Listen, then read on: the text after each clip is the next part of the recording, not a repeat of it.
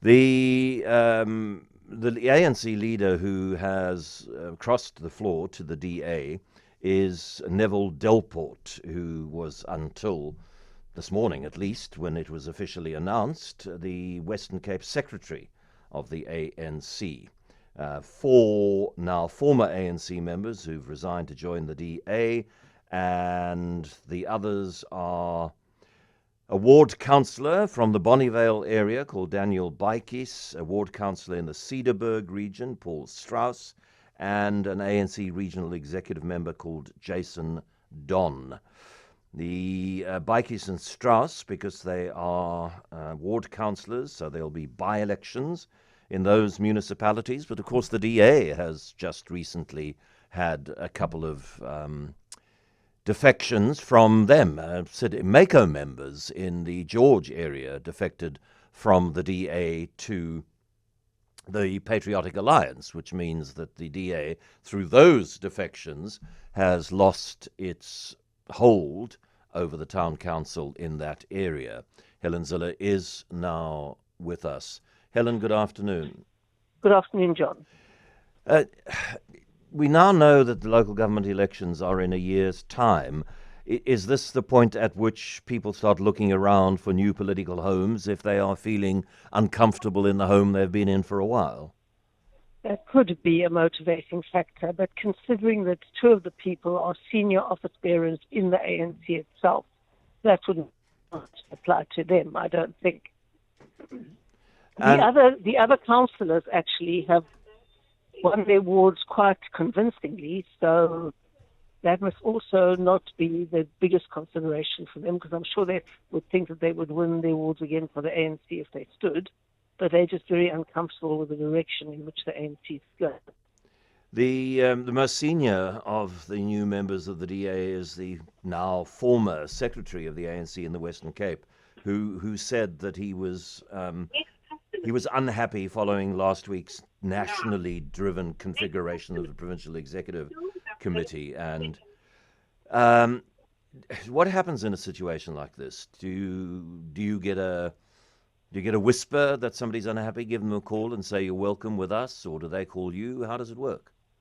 No, I didn't get a whisper at all. I got a request for a discussion, and then the people were very unhappy with it.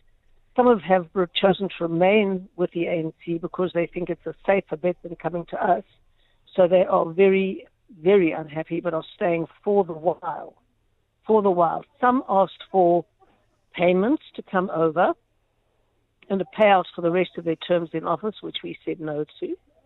And so that would have had a few more come to us. So we did it absolutely above board, and the people who came to us came.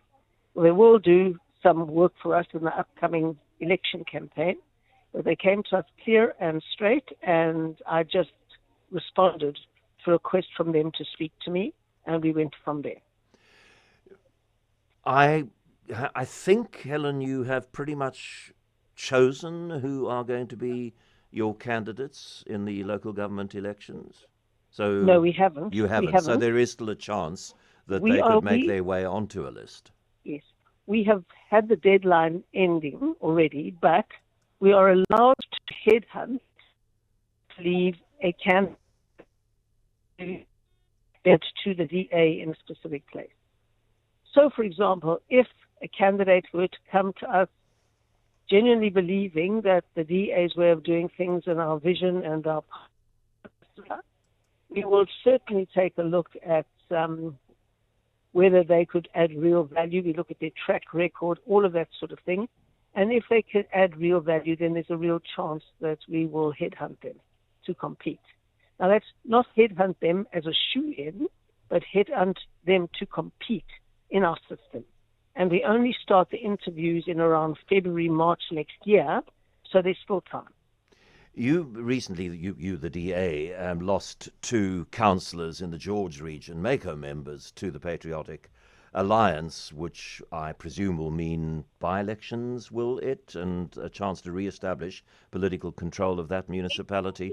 I mean, you've been in politics a long time, Helen, and people have been moving from one party to another. Some are serial movers, no names mentioned, but do these improve electoral chances? So people moving from the DA to the PA, does that improve the PA's chances? The ANC members that you've now welcomed into the DA fold, does that improve the DA's chances of doing better in municipal elections in 2026 in this province and in other provinces? What's the electoral impact, if any?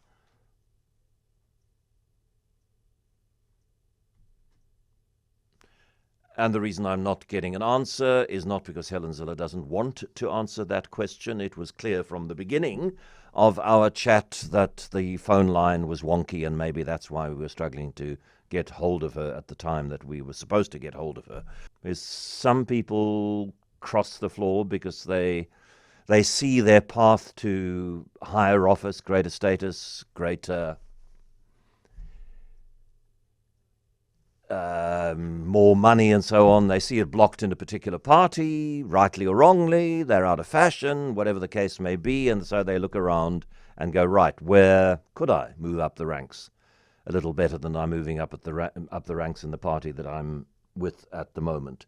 And some genuinely moved for political conviction, but although my sense is that the number of people who go, you know what, I've been thinking deeply about ANC policies, and I've been studying DA policies equally deeply, and I've come to the conclusion that the DA's policies for this country are better than the ANC's policies for this country, so I am resigning my ANC councillor's post, my ANC provincial executive post, and moving to the DA. I think that happens probably quite seldom.